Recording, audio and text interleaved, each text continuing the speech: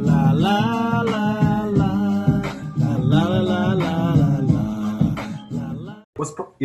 What's poppin', everybody? My name is Arye the King, and this is Geek Salad episode number 27. Today, myself and the bearded one G are joined by Grant Lankert, and he's a creator of the comic book called Beowulf. It's actually a very dope independent comic book, so we're going to talk about that. Also, we're going to talk about the legacy of DMX. Rest in peace to Earl Simmons, and as well as Falcon and the Winter Soldier, Invincible, and also the latest episode of Snowfall. This episode is brought to you by the Charitable Tycoon. Every shirt that you buy, every hoodie that you buy, a portion of the proceeds will go to help a local needy family. G, You. let's kick it off, bro. All right, man. So let's first and foremost give prayers and wishes to the family of Earl Simmons, aka DMX, the dog. Man, it's terrible that he left, but at least he's no longer in pain, which is the biggest part. You know what I'm saying? He's pretty much he's one of the biggest hip hop icons and dare I say musical acts as well for the time that he had his running. I mean, dude touch pause. Dude's music touched a lot of people. And his music at this point, his music is immortal to the same effect as Nirvana, Elvis, Tupac, Biggie. His music is right there because it wasn't just straight gangster thug music. It was more heartfelt, and he really brought himself into his music, and he brought you along his journey. And it's sad, like in his later over the past decade and a half, it's like, you know, he told people about his troubles with his addiction, like his life story about how he came up. It was rough, it was tough, and ever since then he's been having peaks and valleys, right? But the one thing that did stuck out to me, I think he said in an interview with either Snoop or Noriega, was that if he had died today, he'd be happy because he lived a full life. And damn it, I think this man lived five lives more than anybody. You know what I'm saying? So, you know, it's pretty much, man. Again, rest in heaven, or wherever you're at, that you're happy, DMX. Be easy. We miss you. And yeah. I'll What never about y'all? forget the first time I heard DMX rap, it was on that song 4321 with Method Man and Cannabis and all of them. And I was just like, I think this is back when, you know, there was no such thing as MP3s. You know, you couldn't just download the song. So you had to be by the radio. You had to hit the record button on the cassette tape, make your own mixtapes. Right. And I remember recording that song and just listening to it over and over. And I will always fast forward to close to the end where DMX part came on, because his delivery is like the most unique delivery. And I don't know whether it's just he intentionally wanted to be different like that, or is that just the way he talks? Because he talks just the way he raps. You know what I'm saying, baby? No, we're right here. Like he talks like that and he raps like that. Yeah. So it's like I don't know, but it works out. And just I knew I was hearing something special from the first time I heard him rap. I was like, yo, this dude is different. And I always go back to that one video of him where he's performing in front of like 500,000 people. And I mean, oh my God, I don't know what festival it was. It was like 20 years ago, but when I say like it was Woodstock or something like that. It wasn't Woodstock. It was one of those summer type festivals like that though. But I just remember, I mean, literally 500,000 people just going bananas, man. And X is doing this, you know, his whole thing, man. It was something to watch. You can talk about somebody being talented, but at the same time haunted by his demons. It's one of those things, man. And I give it to him because he always put the pain that he was going through in his music, man. Like I actually rap a little bit myself, but I find it hard sometimes to write. Like I can't go through something like that's really, you know, inside of me, pause. It's really inside of me is something that's making me feel a certain way and just automatically put that on paper. I always have like the utmost respect for people who can be going through something difficult and then take that and either type it or put that emotion on paper. Like me, I gotta like calm down a little bit. I gotta like back away, come back down to normal, and then I can write. but you can tell X didn't do that. X, man, he would feel something and he would write it. Stats Guy is joining the conversation. What's up, Stats Guy? My bad.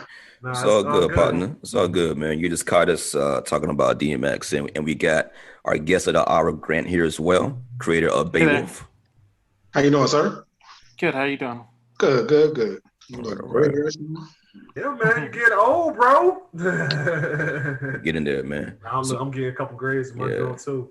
So Grant, oh my bad. Go ahead, Chris. No, you good. But So Grant, do you know anything about DMX's music? Yeah, a little bit. I mean, it was kind of hard to avoid there for a while. And you were talking about how his music is going to go down in history. I mean, they're still playing his songs like almost every movie trailer that comes out has at least one DMX song on it.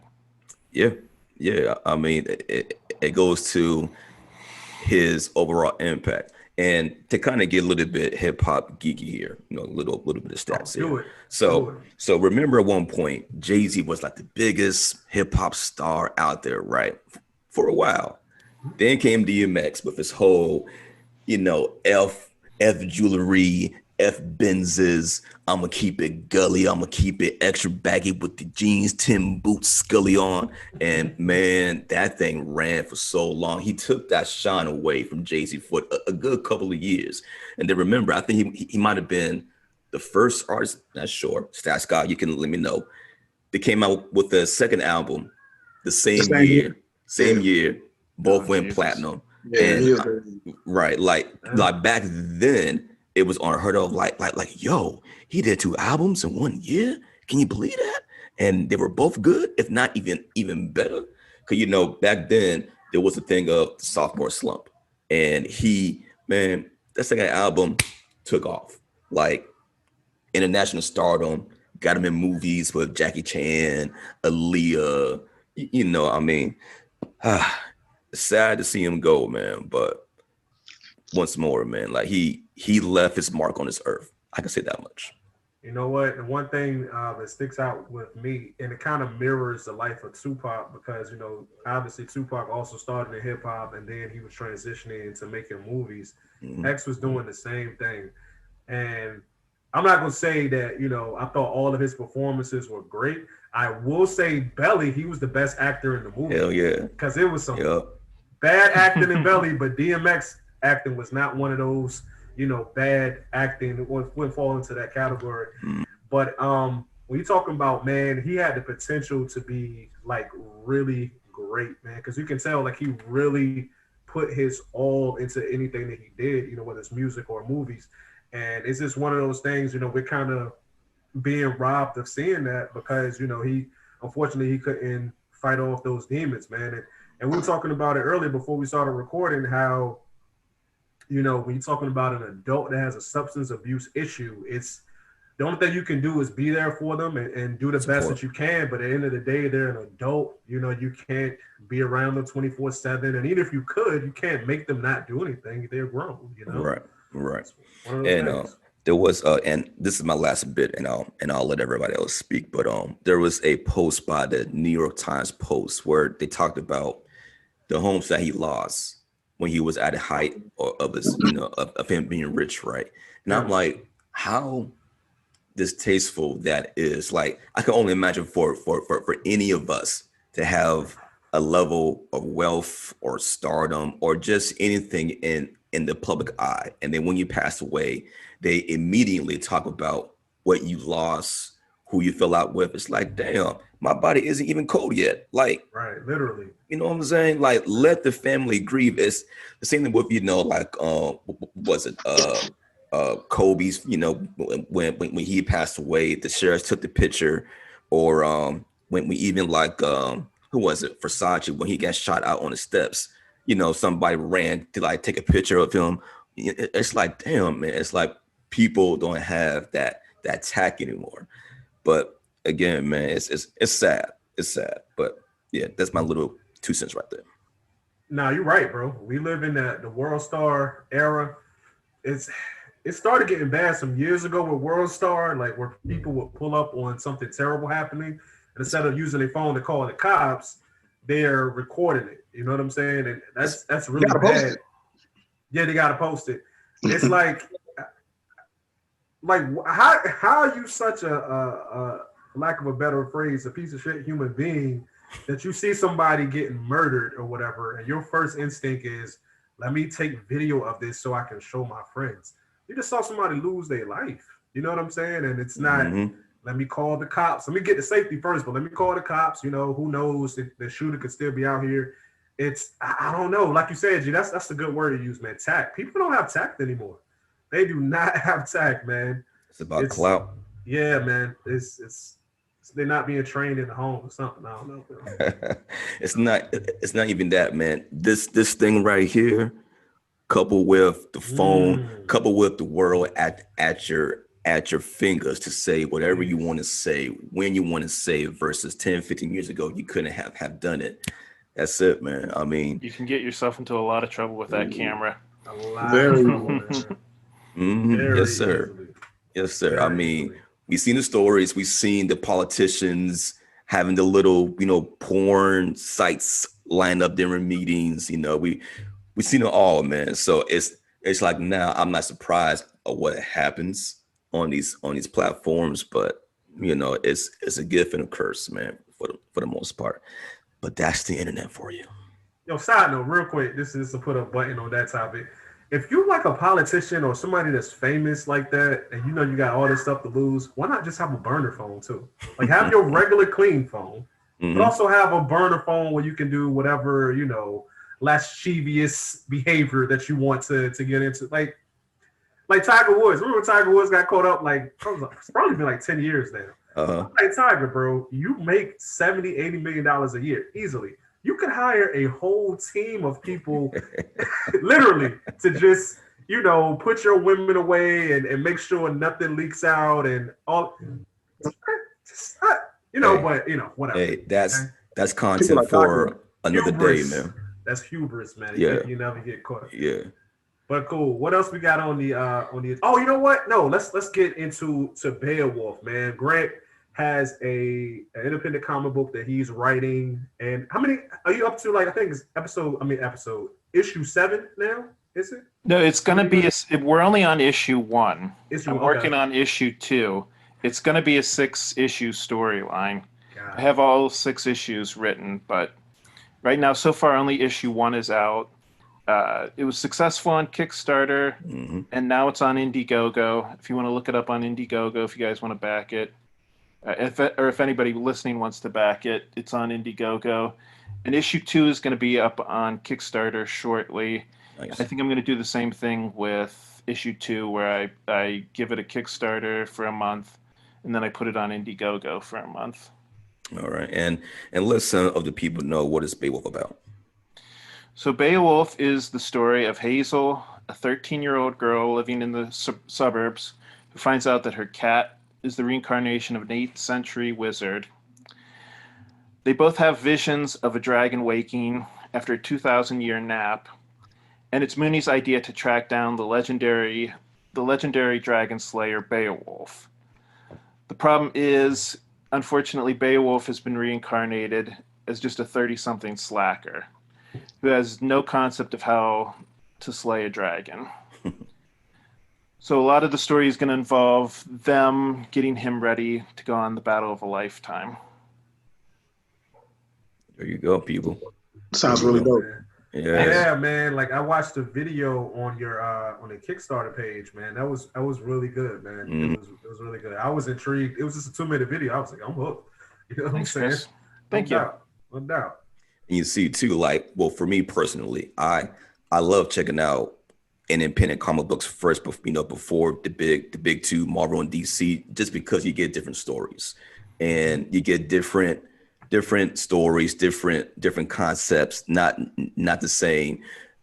Good guy beats up bad guy, or good guy dies, come back again. That's it's the same trend rerun over the past 30, 40, 50 years. So I'm always down to pick up new works, new ideas. Just that's why I love indie comics so much, man. So hearing this, and then Chris put me on, and I'm going to invest. So you got my money. Cool. So Thanks. you know what I'm saying? So yeah, man. I mean, That's think awesome. I think it's a dope concept, you know, Thank you. and the fact that you got your actual cat involved in the book as well. So you know that's life becoming a part of your fictional work. So that's Yeah, dope, I think man. you're right. Yeah, it's cool, man. Thank you. Yeah, man. So hey, if anything from the Geek Style crew, keep doing your thing. I'm sure Chris and I, and hopefully everybody else that listens, will pick up your work, indulge it, and keep supporting you, man. That's what it's all about, right? Support. Yeah, I think supporting indie comics is important because, I mean, that's where, let's be honest, none of us are getting rich off of it. Yeah, unlike the people at DC and Marvel. Those bastards. Well, Yeah, exactly. I mean, it's funny. Like, the thing that I think is funny is, we think of DC and Marvel as being like the big guys, but I'm sure the guys at Warner Brothers and Disney are probably like, why are we even making comic books anymore? Right. You figure out like a good selling comic book will sell 50,000 copies. That's nothing to Warner Brothers. Gotcha. Yeah, because it's like now it's like well, really for Disney, they make so much money, just off of the movie properties, like $1 billion off of a movie that may cost about 500 tops, 700 with like marketing involved, and you score over $1 billion or two. It's like, why should we keep making comics? But I mean, it's a century long tradition of just reading something in paper and going to your comic book shop, reading it, feeling it. You know what I'm saying? Like that. You know, take it home with you, collect it, pass it down to your kids or to your family members or say, friends, G, whatever. You sound like you about to make love to the comics. Like, Hey, what I'm man. saying? I'm Treat it to a passionate, nice dinner. You know what I'm saying? I'm Pat it a passionate little about bit. comic books, man. Put You it in your know, car. Take it home. hey, man. Yeah. I love them all, man. I love them all. Love them all. I Yo, think- me too. Go ahead, Grant. I was just going to say, I think we're about to enter the golden age of indie comics because it's easier now to make indie comics, which is both a good thing and a bad thing because, I mean, it's easier now, so that means people can put out comics that aren't as great as maybe they should be. But it's also, there's so many weird ideas. Like that's one thing that I noticed about like getting into the whole Kickstarter thing. It's a whole subculture. And everybody has their little niche. Like you got religious comic books, you got sex comics, you got satanic comics, you got everything. Like whatever niche you like, I'm sure you can find an indie comic that scratches it. Okay. Yeah. And I mean, it's cool because like I know with indie comics, like I just got into web comics. And there's so much stuff there too. Like you were saying, a niche for everything. They got light novels. They got web comics about LGBTQ plus people, and Right. they got just a full cornucopia of stuff that talks about whatever. So you're right, Grant. I think then this is going to be a cool new age coming up with regarding comic books and how they're being made, and which independent artists state their claims on their work. So I'm all for it, man. Exactly. Keep pushing, Grant. Yo, T-Dot, what's up, man? What's up, man? So you got your polo on, you know what I'm saying? Shining on him a little bit, you know what I'm saying? No, man. I'm chilling. I had to go throw up the TV real quick at my aunt's house. That's why I was a little bit tardy, It's all good. It's all good, man. Putting it off, and then she finally was like, "You better get over here and put this TV up, and before I tell your mama." So I was like, "Okay." Listen, gotta keep Auntie happy, man. Hey, man. Keep Auntie happy. No matter how old we get in life, we are still somebody's child, still somebody's nephew. You know what I'm saying? So it's like, all right, I got to do it. Say my mom today. Yeah. But I'm good. Thanks for having me again this week. I definitely enjoy y'all video blogs or video casts. I get to catch them when I'm at work and chilling. And appreciate that. Yeah. Thanks, man. You know your family, man. You know your family. Oh yeah. Appreciate it. So we got to talk about Falcon and the Winter Soldier, man. This last episode, whoo, It's up. funny because I was talking. Was that Before we get into it, Chris, All right, go ahead. has everybody seen it yet? I don't want to spoil anything for nobody. I haven't seen the most recent episode. Okay. If you need me to right. take, if you need me to take off my headphones, I can at any point. Like if there's Alright. something you need to say. Okay. We I can mean, it won't. we can skirt Yeah, around we kinda the can meaty skirt around parts, it. you know. Yeah. I mean, listen, Grant, if you've been online at all the past, half day or whatever, you probably had an idea. You know, it has something to do with U.S. agent. The U.S. agent Right. does something. That's what all the memes, that's what all the Right. posts are about. So Mhm. it's really not a whole lot to spoil. You know what I'm saying? He finally becomes a bad guy. It's not really, it's Yeah, kind I of kinda spoiler, figured. but you kind of It's figure the you can how, see it though. coming. It's the Yeah. how, which is Yeah. the big part of it. Yeah. Okay, so in the most recent episode, so we see Falcon, we see the Winter Soldier, and they're married bunch with Baron Zemo. They're looking for the one girl who's the leader of The Flag that group. Smashers. Flag Smasher, that's what it is. What's the girl's name? I can't remember. I can never remember her name. Carly Carly. Morgenthau. Morgenthau, Something like yeah, there that. you go. There we go. Yeah. She kind of looked like Annie a little bit, but she kind of thick. Look, so the episode starts off, and we see that they're trying to get to her. Sam is thinking that he can talk to her because that's kind of what his background is. His background is talking to soldiers who've been through, who are going through PTSD and who need help. So he's about to talk her down, and it's working. But then, of course, it comes I'm not the Winter Soldier. Here comes U.S. agent in there to ruin the day. He's not. I would never call him Captain America. Man. He's not my cap. He's not. So cool part. Long story short, a fight ensues. She ends up inadvertently killing the brother's name. That's Lamar. Lamar. That's it. I don't know how I forgot his name. That's the most. Battlestar. Oh. That's the blackest name, literally.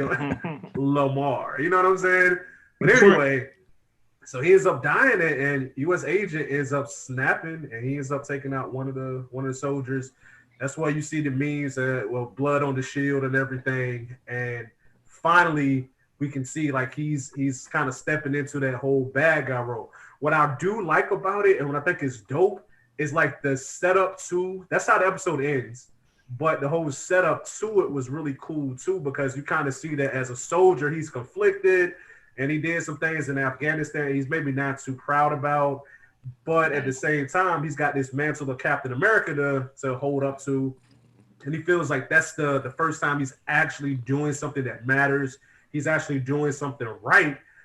But then his friend gets killed and he snaps. Part of the reason he snaps too, sorry, Grant, man, you got to go like this, man. He takes the Winter Soldier serum. So he takes that. Wow. So which is like, steroids times 1,000, you know what I'm saying? And he goes off and he kills one of those super soldiers from the other group. So now it's getting good. I want to say it's like 2 episodes left, G. This is episode 4. I think we're on 4, so maybe like 4 more left. It's 8. I thought it was only 6. They were giving us 6. Oh, really? Yeah, oh, it's only 6 okay. I'm off episodes. then. Gotcha. 6 then. Yeah. Gotcha. Man, it's So I hope I'm wrong. I hope I am wrong. me too. that's what I've been hearing. It's I 6. hope that's bad information on my end. Yeah. All right, so I'll say this, right? This is probably one of the better episodes from like the first one, I want to say, because also you can't forget the Dora Milaje come in.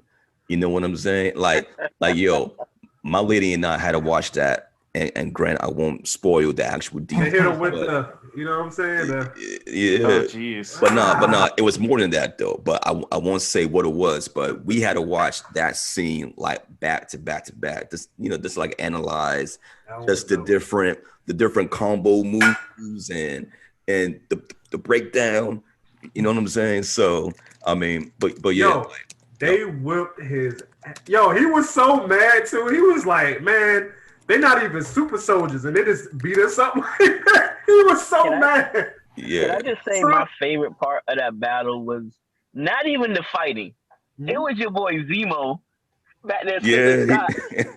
So he snuck out the room and just kind of like shut the doors, like he just eased out the room. My boy Zemo just like, He was chilling. I'm just gonna ease on through here. Exit stage. Everybody's fighting. I mean, you know what I'm saying? Falcon and Grab. He's like, hey man, I can't let you do that. He's fighting the broads. She hit him with what's the 5 palms of death strike in his arm. The arm fell off. Oh yeah. Did you know they could do that? He said, I didn't know they could do that. I was like, bro, your whole arm is on the ground. She hit him with the jitsu, and his arm is like fell off. I was like, oh snap. Anytime that Bucky is just disenabled, I love it because I still haven't forgave him for not shooting the square one, the fair one with Cap. You know what I'm saying? Back in what was it? Hold on, he did what? I missed it. He didn't shoot the square one. Remember him and Cap and Bucky jump Tony Stark's at the end of the Winter Soldier. What was that? You talking about Civil War? Mm-hmm. Yeah, Civil War. There you go. So I never really liked Bucky since then because he always under mind control. But you know, Cap, that's my friend Tony. Did you know? Yes, I knew, but it's my friend Tony. Tony, like, yo, I thought I was your friend. Like, I'm out here trying to do good with you, and you withholding information because that's your boy. Bro, can we just talk about that real quick? Because like my boy Fonzo, if you're watching this, forget you, yo. He did not like Captain America Winter Soldier. No, not Winter Soldier. He didn't like Civil War because yeah, I know. He thought that at the end, the final battle of the movie was going to be between Captain America, you know, Winter Soldier on one team, and you know maybe the Avengers against like a team of super soldiers. So he's thinking that. But at the end, you see that I don't know if it was Zemo. Probably was Zemo. He goes through and kills all the super soldiers. That's his thing. Right. And the genius part of it is Zemo single-handedly with no powers, no serum in his body, he dismantled the Avengers. I was like, bro, that is brilliant writing. You know what I'm saying? Like to me, that's even better than just what you would think happened is it's gonna be, it's a superpower fight at the end. He destroyed the group, the Avengers, from within, which is something nobody else could do. And that's why I really like Zemo's character. And you can see him now just, what's the word I'm looking for? Manipulating people. Yeah. In this episode. Right. That's what he like does. Just using his smarts and his wit. Mm-hmm. I think in this show, that's more on scene because in the movie, and not to go too deep into it, there was some huge plot points where it's like, what the hell making sense? Like, how does he know that the X, Y, and Z was going to happen? But for granted, it's a movie, so we got to do it for movie's sakes, right? But in the show, you can tell like he's just like plotting little seeds, like all right, I'm gonna sprinkle this here, give you some doubt. I'm gonna give you some doubt over here too. You know what I'm saying? So I think he's more fleshed out in this series, which is dope. I just want to know if they're going to stay somehow faithful to the common word, the mask gets glued onto his face. I doubt it, but I want to see if they're going to do that though. I just thought it was cool that they gave him the mask because he didn't have the mask in Civil War. Mm. The mask looks good too. It does. Yeah, it does. I like when in the comic book you have a costume person, right? And I like when you do a movie or a show, it's not quite as flamboyant. Like it's toned down, and I like that he wears the muted or the purple sweater with the coat with the fur around it. The fur, looking pimped out. You know what I'm saying? That's pimped out a little bit. And I'm like, he kind of sweet, yo. But then when you notice his original costume, it had like fur on the arms or whatever, like so it's like muted. It gives the essence of we're not gonna put him in that whack ass costume. You know what I'm saying? We're just gonna give him a jacket with a sweater, the mask when he puts it on. It's go time or whatever. But yeah, I appreciate that. Like I never was a big fan of Zemo, but I found myself getting into it because it's flushing his character development out more. And I was like, okay. Yeah, I'm glad they don't do that either because I never wanted to see Wolverine in that yellow and brown. Right. Looking like a Dominator. You know what I'm saying? Like Yeah. he on his way to whip somebody. Yeah, just because something looks good in comic books doesn't mean it's going to look good in the movies or the TV shows. Yeah, and I think that's what DC kind of like don't get it. Like, because when Batman first came out, it was just all types of crazy. I was like, what am I? You know, when I'm watching, I'm like, okay, I guess it's cool because I didn't know any better. But then I look back at it, it doesn't age well at all. Like George Clooney, and the plate with the nipples on it, like yeah, you know, I'm just like, nipples. what is happening here? Yeah. You know what? I'm not gonna lie, y'all. I kind of wish that the X-Men did a movie where everybody was in their 90s Jim Lee costumes. Talking about Saka with the blue and yellow, you know, Gambit with the coat, with the purple breastplate, whatever. Like, I want to see that version of the X-Men just being completely selfish. I would love to see that and see how they will, like, you know, pull that off. Side note, didn't they kind of have that in the last X-Men movie? Yeah, first class, they had the yellow and blue thing. Okay. What was that thing that Gambit wore around his face? Jim Lee did that on so many characters, but it would be like this little out. It's like it's not even a mask. It's just it's an outline thing that goes on the outline of your. Yeah. I don't know what it is. What is that called? Jean Grey had one. Gambit had one. The 90s were weird. Weird time, bro. Pouches everywhere. The pouches. 17 swords and 16 guns with 50 pouches, man. Shoulder pads for no reason.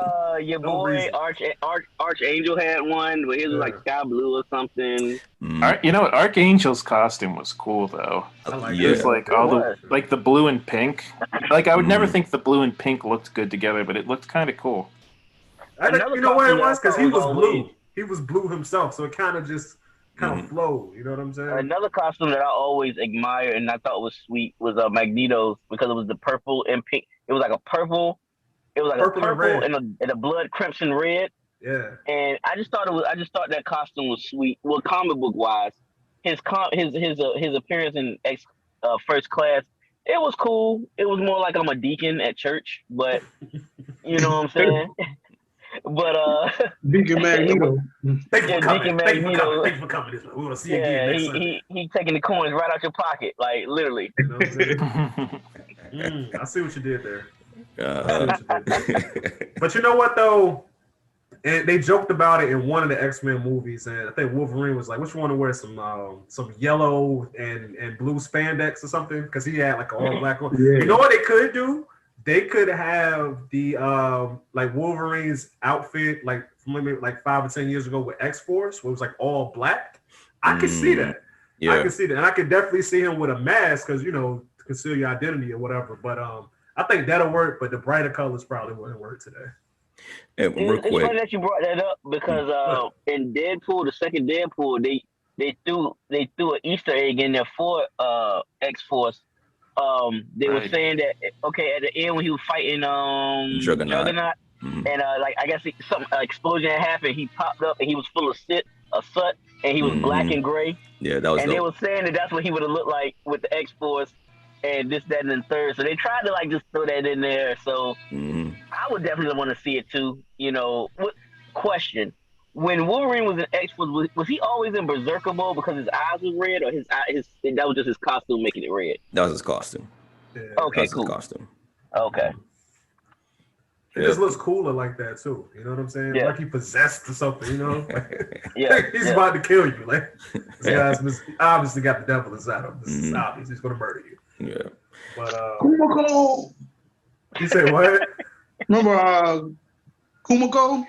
He used to always Miracle. Miracle.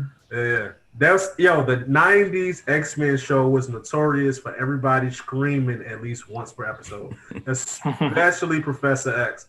Every time he had a vision, like he was busting the biggest nut. At least once every episode. Remember Wolverine gets off the plane and punches Cyclops in the stomach? He did not like Cyclops, man. Cyclops was monologuing like he always did. And you see Wolverine in the back, like walking up to him. And he was like, we had to leave. I think they had to leave Murph, which was the multiple guy. Yeah. And he said, we had to leave him, man. Yeah, more for something like that. We had his I ain't evil, like him. and all you see is Wolverine just walking up, punch him in the stomach, and he healed over. He did not like that guy. But, I mean, Wolverine was in the wrong, though. I mean, he's trying to sleep with his girl and all, and You know you what? know what I'm Hey, saying? on like the current comic books, the current X-Men, they don't explicitly say it, but they imply that Wolverine, Jean Grey, and Cyclops have a polyamorous relationship. Because you know Really? the X-Men, they all the mutants are on this island called Krakoa. It's like a living island there, right? So they separated themselves. You know what I'm saying? And everybody got their own room, but for some reason, Wolverine, Jean Grey, and Cyclops, they have it's like 3 rooms kind of in one. You know what I'm saying? And they Jesus. volunteered for it to be like that. So like the writers don't explicitly say it, but it's implied It's that they kind of implied. That's they wild. sharing Jean Grey, man. Does this have anything to do or any timeline with the X-Men versus Avengers? Now this is after that because this I'm talking the last like year or two. Yeah, That's where they at right now. Okay. Yeah. yeah. I Like guess it ain't no fun at the Times are homie. Can't changing, have nothing. man. You say what? Ain't Ain't no fun at the homie. Can't have nothing. it's so messy, man. Like real messy. I'm tired of hearing Wolverine, Jean Grey, and Cyclops like this triangle over the past 30, 40 years. And it's like, all right, can we move on? Please. Can we go somewhere else with that storyline? It's like He's got telekinetic vagina, bro. The vagina is telekinetic. No, So I yeah, ain't see, I'm an X-Men fan from the '90s, so I remember when when the love triangle was, it was Cyclops, Jean Grey, and Psylocke, and then it was for a while it was Cyclops, Jean Grey, and the White Queen. clone of Jean Grey, Madeline Pryor. Madeline Pryor. Mhm. Pryor, yeah. Like that's like if somebody's cheating on you with your clone, that's gotta mess with your head. Is that even cheating? Is that even cheating? I thought it was you, baby. And then You it's know like, what I always liked? I always thought was funny on the old X-Men cartoons was when Bishop would come from the future every The episode. one person I cosplay. That's my only cosplay. You guys No, are I can dead. see that. You guys are dead. We have to save you. In the It was like future. 5 episodes where the X-Men would die. Bishop would have to come and save them. You know what? You know Bishop why they was did always that? coming with bad news, man. Like, man, You know why they every time did I see that? Bishop, I be They like, kept man, get cutting out their of here, man. budget, so they had to go back and use it's like every TV show that you watch at least once a season. They do it less now, but definitely back in the day, they do like a clip episode where they just do Right. flashbacks. Well, you do that so you don't got to pay the actors an extra episode. You just use all this old footage. It was doing that on the X-Men show. Like we gotta put it. I might put it in the description on this video. But it's like a whole breakdown of the '90s X-Men show. Somebody did it on YouTube, and they gave Yeah, I've all the seen that. behind the scenes. Yeah, you saw it. So Yeah, I think that was season one of the reasons 4 or Bishop season came back 5. 5 different times. They was reusing Yeah, I the think one of those animation. seasons they just did. I think they changed Wolverine voice. Mm. They had different writers. It had really went downhill like around season 4, season 3, season 4. I think it's 5 seasons. I think around the second to last season or third to last season, that's when it really went downhill, and they were just doing whatever. Like it was really obvious that this cartoon was getting really whacked by the minute. You know. I would say this, y'all. Like, imagine them doing that now. Like, and this is a perfect segue into our next segment. So imagine if they did X-Men animated now to, let's say, Disney Plus or even Hulu. Just the craziest. I think honestly, it may have even better storylines than the actual movies. But hard segue. Let's talk about it, y'all. And Grant, you're a guest. What do you think about Invincible? Have you seen it on Amazon Prime? I have. Yeah, I was a big fan of the comic book. I read the entire series. I think I have them. I have like the little trade paperbacks. I don't have the monthly comic books. But yeah, it was a comic book that kept me interested for far longer than I thought it would. And Kirkman is really good at like the kind of like the shock moment. You know what I mean? Because I remember while I was reading it, once every 2 or 3 trade paperbacks, there would be some hook that would get you back excited into it. Like every time I would start to think like, this is getting kind of boring. I think I Right. might not buy the next trade paperback. Like clockwork, there would be like some hook that got me back into it. As far as the TV show, so far I think it's been just about a perfect adaptation. Hmm. Um, Good. I think it has one of the best voice casts Oh, of yeah. It does. any cartoon I've ever seen. I mean, I don't like even like the background characters, like people who don't have really big parts are like great actors. I agree too. It's you and I mean, well, and I'm sure Chris too. Like we read a comic book. I put Chris on into it, and seeing something like this get adapted great and smoothly to on streaming, it's it's so satisfying to see how everything is being fleshed out even more in the series. Um, I do have one gripe. I Oh. noticed in this current episode 5, sometimes the animation is kind of wonky. Like there's a scene where Battle Beast, before he fights, I think he either punches somebody and then his arm comes back. His arm is like shorter than his other arm. You know what I'm saying? And I was like, it's kind of throwing me off because I want to be involved in the scene. And sometimes they got the CGI backwards. I mean, the CGI screens, and sometimes you notice when somebody's flying, you can tell that this dude's doing this right okay. here. I've noticed that. It's kind of like one of these. Yeah, I'm gonna have to yeah. pay attention to that more. I Yeah. thought it was something going on, but I was just so immersed in the action Right. and the shock and awe about Mhm. especially certain scenes. The first. I remember when I turned it on because my dad he's in the comics and stuff. He's like, "Yo, you gotta watch this on Amazon Prime." I said, "All right, I get to it." I'm Right. thinking as it comes on, okay, it's a superhero cartoon. Okay, we got a Batman figure, we got a Superman figure. Okay, cool. Hmm. And then Yeah. when your boy and when they get in that fight scene, and I'm like, okay, they fighting. Okay, there's blood. Yo, my man head is off his body. What is happening here? You know what I'm saying? Right. Or he beats the person that way, and you see limbs and stuff coming off, and I'm like, yo, what is this? And Grant, and you say that they do this all the time. Like I've never heard of this comic series. Oh man. This is my first time seeing it. You say they do this stuff all the time. Like that's crazy. I mean, yeah, I don't know if there are any like shock reveals like as big as that throughout the comic book, but yeah, there's a lot of like moments in the comic book where you're like your jaw, like you have to pick up your jaw off the floor and put it back. Yes, sir. Mhm. Man, Because that's, even I mean, that's the dialect, like okay, in the last episode that came on yesterday, the guy that throws, forgive me if I'm not familiar with the characters yet. Guy, he's like a Gambit character. Where he like, what's his name? Yeah. Rex. Rex Explode.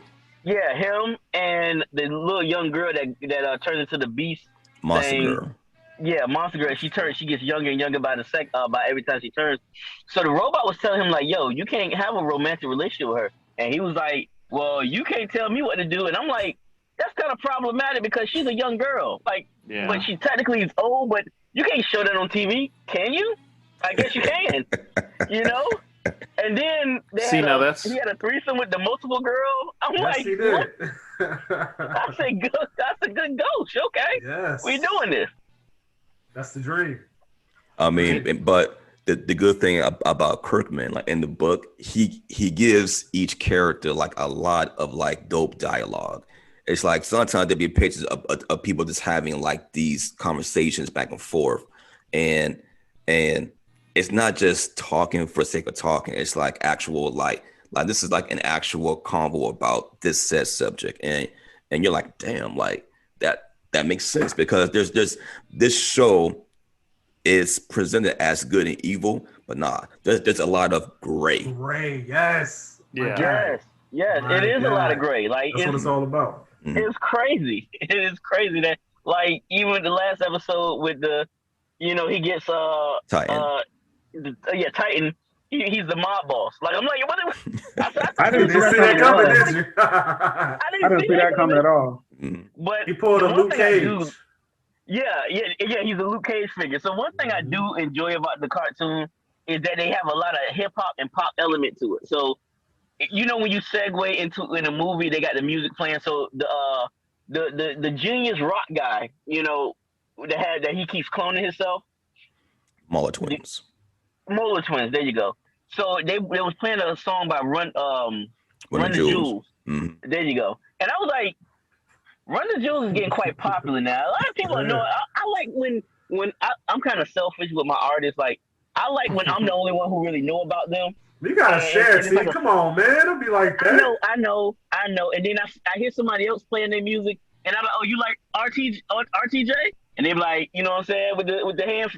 And I'm like, oh, it's like a secret cult, but now everybody knows about it. And I'm like, I don't even want to listen You don't to like it no more. Come on, Taurus. Taurus, I don't wanna listen to it no more. Wow, Yeah. I'm good. So real quick, I wanna do a round table. So out of the 5 episodes so far, everybody give me your favorite moment of the series so far. I'll go with Grant first. I mean, you got to go with when Omni-Man just murders everybody, right? I mean, obviously I read the comic book, so I knew it was coming. But like, I mean, like, yeah, even when you read the comic book, you're like, wait, this is going to be in somebody? This is going to be a dream or something, right? This can't actually be happening, right? Yeah, I I mean, didn't see that coming at all. in the book, it was just like a screen of just zip, zip, zip, and then he's covered in blood. Like I didn't like you either. But the show, it was more fleshed out, and damn, it was brutal. I think that's what got everybody caught on to like yo, maybe I should check it out. All right, Chris. Yo, that moment, Grant, is this is like that perfect time where like when you were in school and the teacher's calling on you, and you all gotta like give like your favorite part of the reading, and the person that went in front of you took your answer. Thanks, Grant. Yeah. Thanks, Definitely Grant. took- I was That's got to definitely be gonna use everybody's that. answer, right? Yeah, probably everybody's gonna use that one. But nah, that was a good moment. But you know what? I'll take a different route. As a whole, my samurai sword that I got from the thrift store. I like the part where Cecil sends. I don't know the demon detective's name. You probably know, G. Dark. Dark Blood. Yeah, Dark Blood, Blood. Detective Dark Blood, when he sends him back to hell. Because that's and me and Stats Guy were talking about this last night. It's so much gray in the show, and it's part of what makes Robert Kirkman's writing so dope. Cecil, you've already seen it, but you're going to continue to see it. That he's all about just keeping the world safe. If it takes killing an old lady, he's going to kill the old lady if it's going to keep the world safe. So he knows that Omni-Man more than likely killed all the heroes. The demon detective knew it. He was getting to it, but he found out that the demon was close to the cracking the case. He's like, yo, I can't let you, out Omni-Man. That's our nuclear missile. This is our best defense against anything attacking the Earth. So he puts him in one of those supernatural type demon circles, and he sends him back to hell. And it's funny because the dude was like, the demon was like, man, you don't know the spell to get me sent back to hell. There was a book, we ripped it up. I ripped that up 10,000 years ago. He was like, yo, we had guys translated. Cecil is a crazy character. He's like Nick Fury to like the third power. He's always a step ahead. It's like we had guys translated. So he just starts his incantation and sends him back to hell, man. But did you read the comic book, Chris? Yeah, I read the whole thing, bro. Oh my God. Cecil is a character who when I was reading it, he's a character who would piss me off so bad. Like I had to set the book down, like, because I'd be like biting my lips so hard, like my jaw would hurt. Oh my God. Yeah. But ultimate ends justify the means character. Yeah. But man, I hope they explore some of the harder choices that Mark has to make. I won't give anything away with Tyrannosaurus. Like, just that right there, it's like, yo, what would you do? And to Brandon and Torrance, like, I won't say it, man, but if the series goes far enough, just remember the name Tyrannosaurus and It's, then just think about bananas. the actual decision that they have to make together. It's bananas. It's But kind of like Brandon, the Watchmen. It's Watchmen Right. esque, like kind of like that. Yeah. I think the stakes are even higher though in Mm. this, because I won't say no more. But Brandon, what's your favorite moment, man? Wow. I guess my favorite moment would be when Omni-Man got sent to the other alien race's planet Mm, on accident, Oh yeah, yeah. and then when he like took all of them out, I was like, wow. What's up, Ethan? I was like, wow. Yo, Ethan, and he's gone. He made a guest appearance. All right. yeah, that was dope. That was dope. I mean, it showed people that, you know, like he's really that dangerous to where he can ravage a planet by himself if he really wanted to, which kind of begs the question that a lot of people who has read the book, like, why hasn't he done that now to Earth, which, you know, you will see later on. We're gonna get into that. Right. Yo, one more thing before you go, Torrance. Hey guys, I gotta go though. You gotta go. All All right, right, man. man. Thanks for being up here, All bro. right, Brandon. Thanks, Peace, Brandon. man. All right. Nice meeting you. Dang, I forgot what I was gonna say. What were we talking about? Some dinosaurs did something. We were talking about our favorite moments. favorite moments. And It'll Brandon come was back talking to me. about him going through the Flaxton's planet and turning that Oh, up. yes, good job. So wait, I had to go back and check in the comic books. But I could have sworn Viltrumites didn't grow beards. I thought they just grew the stupid little mustache. But then, you know, when he was on that other planet, he came back. He had a full beard. Yeah, I think it's more of a preference, like where Yeah. they could, you know, they grow really fine-tuned mustaches. Yeah, You know what I'm saying? that is weird. Like in the comic book, that like all the Voltrumites have like a mustache, but they don't have like any other facial hair. Right. Yeah, I don't know why that is. I don't know if they ever explained that in the comic I book. want to say they said that it just grows like that. I don't know. Because remember, there was one guy that had like a nice tiny mustache with the little red eye. Yeah. His wasn't thick, so we don't know. But on Then Torrance, again, that Grand Regent dude, he had like a beard. But I don't know if that could have just been like a wig. You remember the dude that Thrag, he rips his head off? we didn't want to give it away. Are you talking about? Hey. Are you talking about the guy who? Let me just say this, man. Yeah, yeah. Go ahead and say whatever you want to say because I'm the type of person I got to watch it anyway. Okay, Yeah, you're gonna want to I watch don't it. mind if Okay. you spoil it because I'm gonna watch it anyway. gotcha. I'm not that person that'd be like, oh man, you spoiled it for me. At the end of the day, I'm gonna watch it anyway because I want to see how it transpires. Well, You the other probably- thing is, there's What? like 180 issues, so it's not like you're gonna remember all this crap. True. Yeah, you're That's not. true. You're not. So That's whatever true. y'all want to talk about, go ahead. Because Okay. I'm probably gonna YouTube it anyway. I just haven't had the time to actually YouTube it to Uh-huh. to get a breakdown. So go Okay. ahead, break it down. Do what you want to do. Speak freely. I didn't want to say it because I don't think has Brandon read the whole thing or Nah, I think Brandon is. Mhm. he's not okay. really So maybe comic book Brandon story. made that. But me personally, y'all three have already done it. Go ahead and I'll just be tagging along and listening. And I'm gonna, like I said, I'm gonna watch it and let it transpire anyway. So it doesn't. I'm not offended. Okay, that's cool. Yo, And check then out. again- Go ahead, Jay. oh no, I was going to say it may play out differently anyways in the series. true. So and then also like what we're talking about happens so far down the line. By the time it comes up, I may even forget like, oh, we already talked about this part. You know what I'm saying? So yeah. Right. That's one dope thing about it too, because as somebody who has read the whole comic series, I was kind of like, how is this animated series going to be? Because I already know everything that's going to happen, but just the way that they present it, the voice acting, the animation, it's still worth it. You know, even though I kind of know what's going to happen, it's a little bit different. It's just like reading a book that you like, but then going to see a movie based on that book, and they do a good job in the movie too. You're gonna be Right. entertained Mhm. either way. Check out Comics Explained. He got a few different Invincible breakdowns on his channel, Rob. Okay, yeah, I follow him anyway, but I definitely check him out. Yeah. Yeah. What was your favorite moment of the series so far? My favorite moment is the banter with the Molar twins. I like that they went to a way they did a way of because you normally get a character like that and he's not so smart, but now they gave him the bronze and the brain, and I think and they just to segue a little bit, that's how they do Bane all the time. They always make Bane stupid, like or not so smart. which in the comic books he was smart. But with the Molar twins, I like that banner. Oh, you're the clone. No, you're the clone. Even sitting there looking at who the clone was, I'm like, which one is the clone again? Like It's like a running joke. It's a running joke, and they don't mind obviously killing each other, as long as one of them is alive to make the other one. And like, I think it's like you said, a running joke, and I think it's funny. I love to see them. I think they're my favorite two characters because they act as one. Right. Like, so it's two of these guys running around. They got brains and they bulletproof and they strong as heck.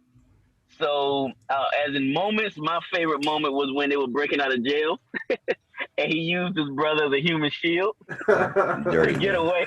And that was dirty. You know, Find me, man. I don't even know who Brian. I would say my favorite character is. There's just too many.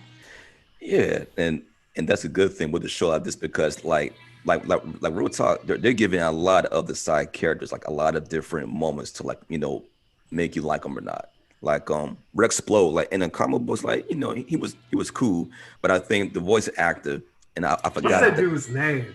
Jason I can see- Mantzoukas. Jason, Yes. yeah, like he gives Rex love so him, much man. more life. Like to me, the moment that got me was when I think they was going to the second battle or third battle with the Flaxons, and he's riding on the little bike with Robot, and then off on the side he goes, "Oh, you mean like this Robot?" Like dog, it got me, man. It got me. But His voice brings anybody to life. Like yeah, his voice He's is the one of those best. voices that's like it's a Mhm. jerk voice. Like it's perfect because Yeah. it's a jerk type of voice. Like when I think of a jerk or a person that's always being witty and smart, I think of him. But that doesn't mean that's necessarily bad. It's just very rich, just like Cecil's voice. That guy, his voice is very rich. Walter Goggins. plays in a Yeah, What's his name? Right. Walter Goggins. Yeah, because he's the Southern guy in Principal. Have y'all watched Principals? Mm-hmm. I haven't seen Yeah, that. and Yeah. so he can I go haven't from playing seen a Southern guy, and he can go from playing, he plays on a unicorn, not so Southern, to Cecil, and you like, man, I know that voice, and I mean, it's just rich. Like his voice is rich.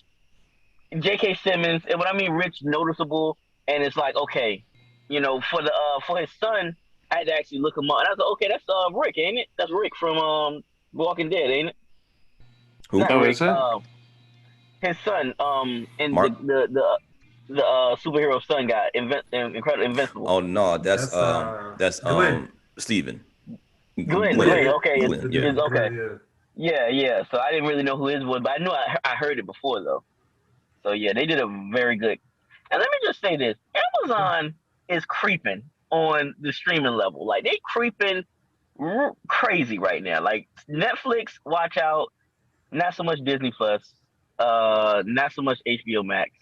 But they are a force to be reckoned with because it's like they suck you in with the free 2-day shipping.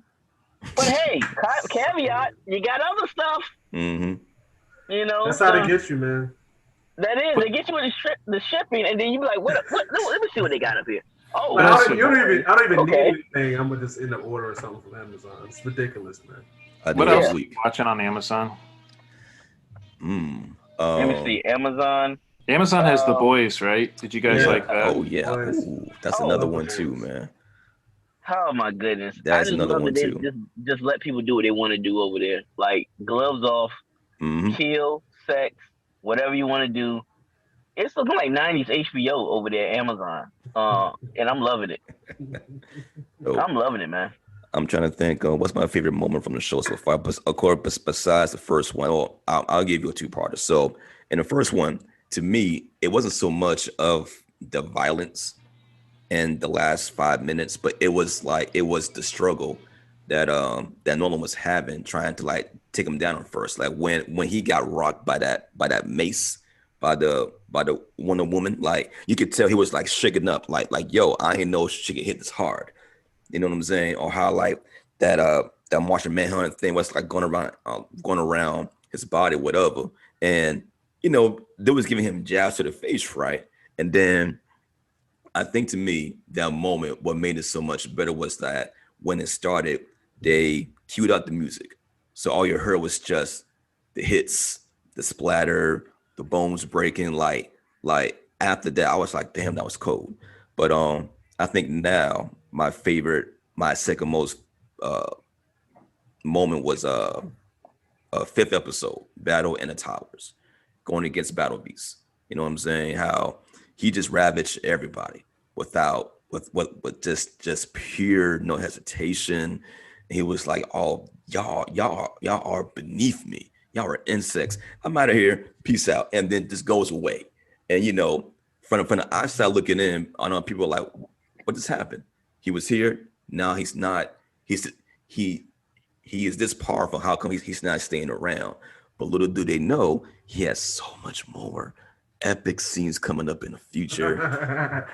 Oh man, and I'll say this. I didn't know who he was. Like I said, I didn't read the book, but I was like, he ain't playing. Like he is not playing. Like at the point of a comic book or cartoon where the hit superhero is getting beat, and then it's like, okay, he's turning up. Your epic Goku turning the Saiyan moment. Like, and I'm like, okay, well, this is where the turnaround is at. Newsflash, that's not this type of cartoon. Nope. I mean, I'm like, okay, that's okay. My Tony Stark's guy, the black dude, I'm assuming he's supposed to be like an Iron Man type character with his suit on. And I'm like, okay, Black Samson or Samson. Oh, okay. Okay, you took the suit off. What powers you got? Mm-hmm. Okay. Death, bro. dying. dying gruesomely. And then your boy took his whatever he had, that battle thing, and hit your boy in the chest. He bleeding. He got blood in his eye. I'm like, oh, now was his dad watching from up high? Yeah, the whole time. I thought that was okay. I thought that was it because I had turned my head and then I went back to the episode and I was like, was that Omni-Man? Mm-hmm. So he's a little creepy to me too, man. Like he's a lot creepy. Yeah, Omni-Man's kind of a weird character. Like in the comic book anyways, like he goes back and forth between being good and evil a lot. I don't know, not to spoil anything, but go ahead, man. Go ahead. Just like it. Yeah, I don't know if I 100% believe that somebody could go from being that good to being that evil as quickly as Omni-Man does. But I mean, I don't know. I guess we could debate that. Yeah. Mm-hmm. Somebody had a good YouTube video up, like a nice 20-minute breakdown of his arc.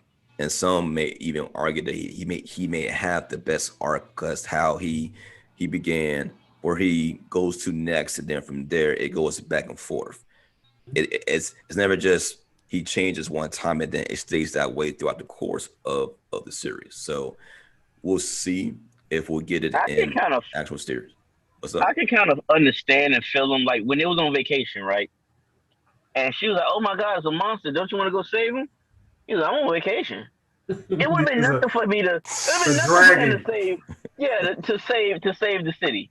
Right. But I can, I guess he's been around so long, and he knows, at some point in time, you like, I'm the best thing smoking. Like, y'all need to find something else to do. What if I wasn't here? You start asking yourself, what if I wasn't here? How would this get done? How would this get done? Do it that way then. So I gotta sleep sometime. Who's saving the world while I'm asleep? And it's just I feel him a little bit, and I like it. I like that it's not your typical pretty boy Superman. Like I'm tired of Superman being so human that Batman has to be the one that looks like the alien type of deal. You feel me? Like I like that they got Omni-Man in here. Just like, man, I don't feel like, and I thought he would come in and save the day, but he did not. He was there watching his son because he told his son not to do that. Yeah. So, that just. What? I was gonna say that just speaks to the genius of Robert Kirkman, man, because Robert Kirkman's writing is something ridiculous. Like his writing is a problem. I mean, it's the same guy who gives you The Walking Dead. It's like, what he's really good at? He's good at presenting something to you and then hitting you with something completely different that you didn't see. You didn't see it coming. Like with The Walking Dead, the whole series, and it's funny because like people who don't like, I don't even watch the show no more because it kind of went off the rails a little bit the last couple seasons. But the first three or four seasons, I saw every episode. Perfect. I was a fan of the comic book too. But it's like what Robert Kirkman would do, he would take like the genre of zombies, but the comic book is about how the real monsters are people. You know what I'm saying? Living in a lawless society, you really get to see who people really are when there's like no possibility of going to jail or anything like that, and pretty much the person, the strongest, the most charismatic, whoever got the most guns is ruler. You really see that people are the real monsters. On Invincible, he kind of does something similar where you got Omni-Man, and this is kind of what you were talking about, Torn. No, it was you were talking about it, Grant. Like how he's flip-flops back and forth between bad and good. But you know what? That's actually kind of realistic, because like even somebody who is a crazy, deranged serial killer, you know, they might be a father. You know what I'm saying? And it's like, yeah, I go and kill people for fun, but I also have this other life where, you know, I'm just a nurturing father. That's why a lot of times when people, it turns out somebody's like a killer or they do something crazy, the neighbors and the friends are always like, that's not the Jim I know. You know what I'm saying? Jim would never do that. No, Jim is insane. You know what I'm saying? There was a guy named Richard Kuklinski, aka the Iceman. Mm-hmm. Oh, is that the dude that shot the people? He was a mob. He used to work for the mob. Yeah. And he was a contract cold killer by trade, but husband and father by when he was home. Like he did it for like, I want to say good 10 to 15 years. Mm-hmm. Yeah. You know, they made a movie out of it. Your guy. Did y'all watch that? You seen that movie? Yeah. Okay. Michael Shannon was crazy. The Iceman. Oh, okay. Yeah, there you go. I was like, I know I seen. I know there was a movie out. Mm-hmm. I think it was called was it called Iceman or was it called? I forgot. I forgot exactly what it's called, but yeah, to give you a little bit, just give you an example to your point or whatever. Yeah, but it's cold killer.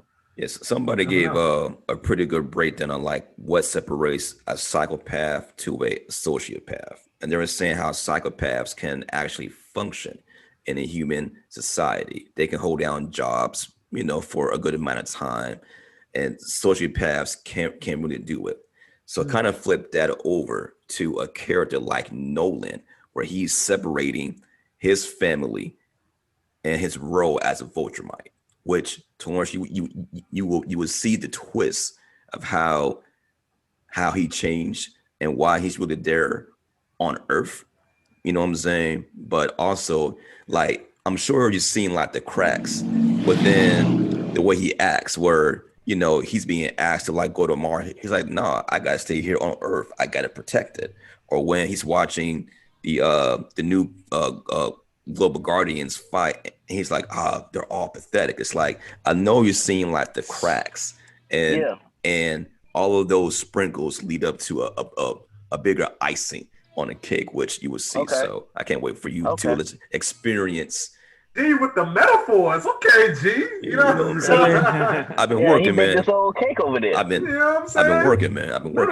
But there is going to be a really heartbroken moment between Mark and his dad, and the way that it was portrayed in the book, it was heartbroken, and it was epic. I can predict that was coming because it seemed like his son Mark, he's good-hearted, he's good. And his dad has been around the block.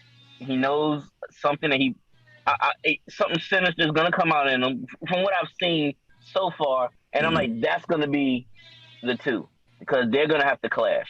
Because obviously, nobody in the Global Guardians can hang with him. Nobody, you know. So that's gonna be that one. So you always gotta have one person that challenges that, you know. So I already knew at some point in time. I don't know how sooner, more so later than sooner, that was going to happen, because he already wants Mark to do things, and Mark wants to help, genuinely help, like, right, you know. All I gotta say, man, if anything, and this is my last part, just remember the name Conquest for season 2. Just remember that name. That is that guy. Yo, to me, he's probably one of my favorite villains, not only because of his savagery, but just his lines of dialogue, which is so cold-hearted, so menacing. I was like, ooh, like this is one scene I want to have for an actual picture. It's where he's just like soaked up in blood on his face, and he's like, you know, something on the lines of like, I hope you last long enough for me just to cherish this. Please do not give out on me. Don't Die on Me So Soon, boy. I'm like, ooh, I can't wait to see that on TV, Complex, man. he's a whole problem, man. You're really gonna get to voice him. I can't even imagine. Ooh, that's something too. Oh yeah. Oh my goodness, Yeah, that that's sounds definitely next interesting. season too. You know, it ain't gonna be this season. I want to see him this season, but yeah, Yeah, it's gonna be it next ain't season. gonna happen, man. That's like further down the line. That's the Vegemite war saga, and then we can't forget about the Invincible war saga. Like that was another heartbreaking moment as well. You know what I'm saying? So man, like So how many episodes and seasons do y'all think, being that y'all read the comic and the paperback series, how many series and seasons y'all think is gonna happen with this show? Damn, that's a good question. I mean, I think it was. I think it was 180 or 180 issues, wasn't it? Something like that. yeah, like 150, 180, something like that. So how? So y'all thinking maybe around 6 seasons, maybe? If Well- they give us 10 episodes a season, if that. I think it's gonna be a year by year thing, man. That's typically how these streaming services go with their series. It's like it's a year, Yeah. see how I do, why it's out, and if it gets picked up, you know, you're gonna be waiting to see if it gets picked up. Whenever it gets picked up, they're gonna have an announcement. So I don't know. I would They say, could easily do 5 or 6 seasons. yeah, like I mean, in the perfect world, 4 to 6 seasons just to tell the story. Because I mean, the story has been told, so there's not much more to go off of besides what happens in the final issue.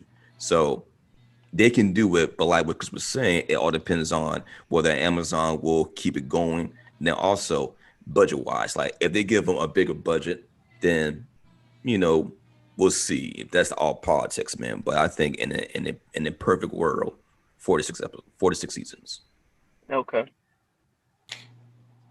yeah, I mean, I don't see why it wouldn't do at least a second season. I mean, everybody seems like they're enjoying it, and everybody was excited about it. But yeah, as far as I think you could probably do it right in like 5. I guess the same as everybody else is saying. Yeah, Mhm. yeah. Okay. So many twists. So twists I'm and thoroughly turns. enjoying it. I mean, even the people that y'all bringing forth, Tyrannosaurus guy and Conquest, and images in my head popped up, and I'm like, but what, what's happening? So Yo, check out. I am. Yo, I'll say check out that the Comics Explained breakdown. I don't know if he did a breakdown of Conquest. I think it was Dope Spill. You know, Dope the Dope Spills? guy. He does a Uh-huh. breakdown of Conquest on YouTube. That was his Okay. too. But yeah, Conquest Okay. is insane, bro. yeah. I'm gonna get on my research about it. And the I don't fact wanna be that the only person Conquest out here not knowing. comes back like two or three more times, man, and then every time he just comes back madder and more vindictive, and it's like I can't wait to get at you again. This time I'm going to murder somebody in front of you, and I'm gonna make you last long enough just so you can see like the anguish on her face. I'm like, damn, if this is some of the coldest writing of a villain. Exactly. Ever, I'm reading the man. book like, oh my god, like, this is insane, bro. And it's like he does that. But you know what? I just thought of something else real quick. The Invincible series, and another reason I liked it, it kind of is similar to Dragon Ball Z in that you got the main character Invincible, but you see him starting out from when he first gets his powers to 2, 3, 4, 5 years down the line. He gets stronger and stronger as the series goes on. Because can you imagine him fighting Conquest now? Oh my god, he couldn't even be Jesus. Battle Beast, man. Like Conquest would destroy him right now. But as time goes on, he gets stronger and stronger. But you know what though? Okay. Unlike Dragon Ball Z, he's not always the victor. You know how like Goku always tends to be the one to save the entire universe 4 times over. But the good thing about this comic is that it even though Mark is the focal of the series, he doesn't always win graciously. It's like some of his wins comes at a heavy cost. Right. You know what I'm saying?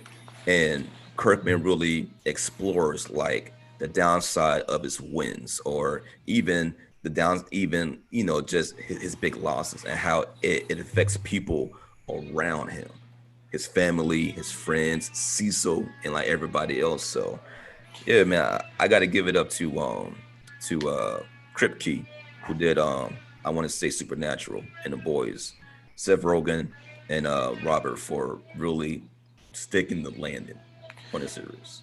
Yeah, I mean, I think a lot of that goes back to what we were talking about earlier about how like indie comics are more interesting than the Marvel and DC stuff. Because the thing is, if Robert Kirkman wants to kill off one of his characters, he doesn't have to go talk to the CEO of like Disney or anything like that. He can just kill him off, you know? And, you know, we all know Marvel and DC is not going to kill off any of their big characters because they've been making millions of dollars off of these guys for years and years, you know? I mean, yeah, I mean, sure, Robert Kirkman might not want to kill off characters because, you know, he's making money off of them too. But I think Robert Kirkman just figures, okay, I can make other characters. I'll kill this guy off. Yeah. Or if Marvel and DC do it, you know, they're only gonna be dead for like a while. Right. Eventually, maybe a year later, 2 years later, you bring the character back because you're not. Yeah.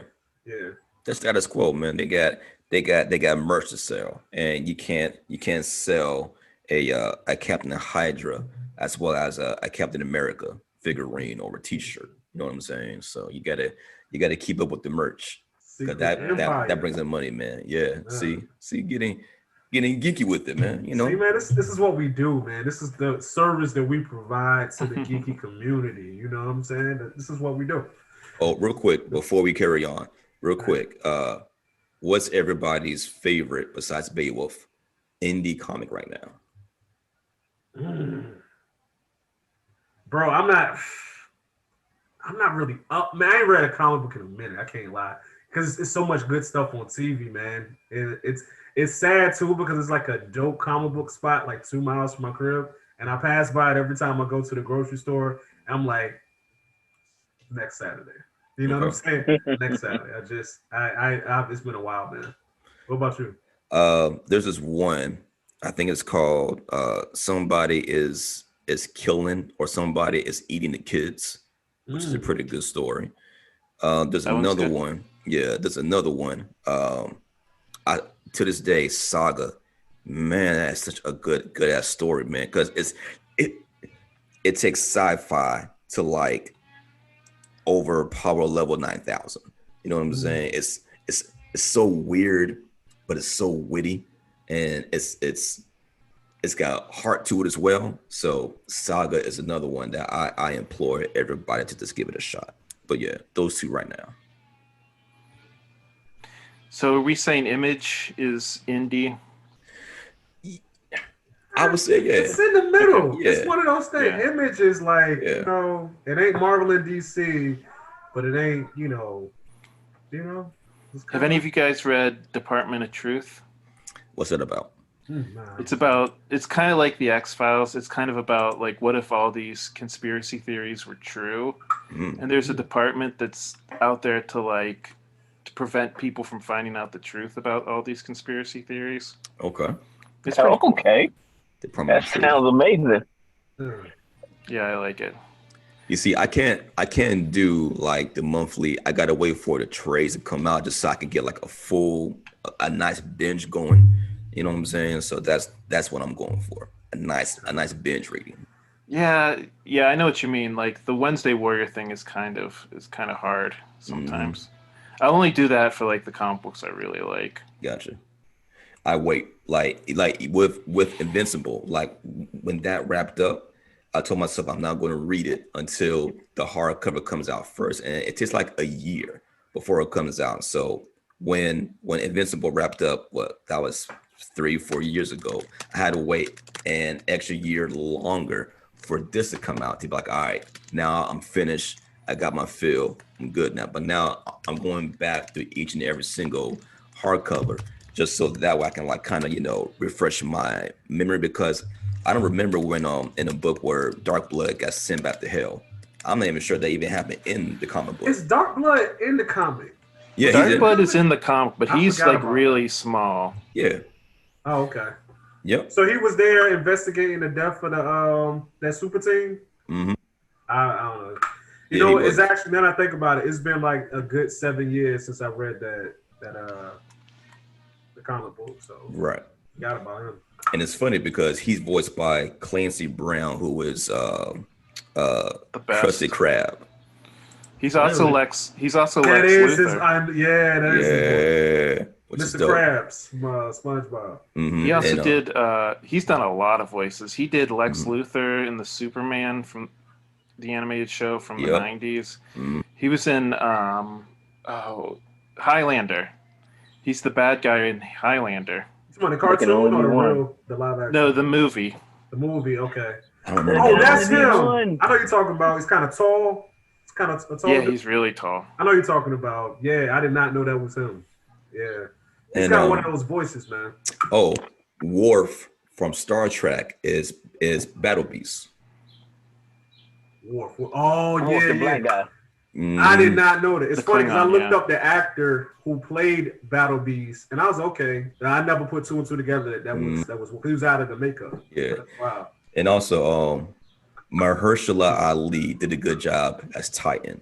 Like, I thought he was going to be in just like the one scene in like episode 2. I'm like, oh, that's a waste of talent. But he fleshed out Titan's role in this episode. I'm like, damn, okay, that's pretty good voice acting. You know It what I'm made it saying? believable, Commercial. especially when they put it. Because I was trying to, I'm glad you brought that up because I was like, who is that? I know, I really know that voice, but I just couldn't place it, and I didn't even think about going to see the because on Amazon you could just pause it and then they're up there. I forget about that feature on Amazon all the time. I Right. think it's So a I was dope just feature like- too. It is a dope feature. Like, Yeah. why hasn't anybody else adapted that? Because you get for movie buffs, that you want to know who that Perfect. actor is. Like, Mhm. they did a good job. What else are they in? Oh, Amazon has already provided that for me. I Yep. can go watch Right. another movie with them. But yeah, he really brought that character to life. I don't know who's in charge of voicing these people, man, but they're doing a fabulous job. Yeah, really. Mhm. And Omni-Man, that's the guy, I can't think of his name. J.K. J.K. Simmons. Simmons. Oh my Yeah. god, I love ever since Oz, man, I've been a fan of J.K. Oh, Simmons, yeah, bro. man. Oh I've man, he been was a fan of weird. his. He was Man. crazy in Oz. It's funny, I never would have thought watching like Oz when I was a kid. First of all, I was a kid watching Oz, which I didn't. This is what I I didn't had. watch Oz as a kid. I had I HBO watched in my it room, before man. it was It's- maybe like 5-6 years ago, right? It is what it now is. I'm of understanding of Yeah, what's going on. So it made me not want to go to jail. Yeah. Exactly. Oh, yeah. Still do, yeah. They should show that to every kid now that I They think about should. it. Like that's the Yeah. new scared Yeah. straight is make the kids watch Right. Oz. Watch Oz, man. Yo, that show you scared the shit out of me, man. I'm like, yo, he just got raped in Oh. jail. Yeah, brutal. Yo, shout out to the dude. What's the dude from the show that just died? The brother that do the poetry and stuff. Oh yeah, man. The black guy. He was in I Oz. think of his name. He was in another recent show that I just watched. I watched this show called I guess was it on? No, it was City on the Hill. Cause I was about to say like, we haven't talked about Snowfall yet, but I think it was called City on the Hill with Kevin Bacon and Okay. the black guy who played not DJ Ren and was it Poet. DJ He Ren? played Poet in the show. Greg Grant is his name. Yeah, he was in that show. Yeah. Yeah. Rest in peace to him, man. Yeah. He died early. He died young too. He He was wasn't. 52. He wasn't old, man. Wasn't old at all. Mm-mm. My Never know. goodness. Tomorrow's sure, not man. promised, man. Yes, sir. Enjoy it, man. But yeah, as far as Snowfall, I haven't seen it yet, so I'm Oh, you ain't seen it? nah. All right, man. We'll save that review for like a little Okay. bit, a little later. Okay. We'll do that on another episode. Gotcha. But Anything else you want to talk about? Grant, before we get out of here, bro, tell the people again where they can, see the comic book and also tell them about the Kickstarter. So Beowulf #1 is going to be it is on Indiegogo right now. It was on Kickstarter, and then issue 2 is going to be on Kickstarter, and I'm going to have like one tier where you can get both issue 1 and issue 2 in case you missed the first one. Nice. So That's dope. yeah, and if you guys want to get a free sample of it, you can go to monarchpublishing.net. Monarch Publishing is the name of the company that I'm publishing it through. Cool. There's a free sample on there. All right. Oh, tell the people where they can follow you on Instagram as well. Pretty much everywhere. I'm just Grant Lankard or GW Lankard. GWLANKARD. you can find me there on Instagram. I'm the only Grant Lankard on Facebook. Okay. All right. And we'll make sure to plug all your info with this video too. So we're going to make sure to do our thing, man. Yeah. Wow. Let me know that when this is up too, so I can plug it as Awesome. well. We'll do. We'll do. Man. Well, thank you for being on, man. As always, Torrance, thank you for coming on too. I want to thank No everybody problem, for man. watching. And you can follow us at Geek Salad Now on Instagram and on YouTube at RENG Present Geek Salad. You can look us up there. We're going to put the information in the description of the video as well. That's And right. until next time, peace out. Peace.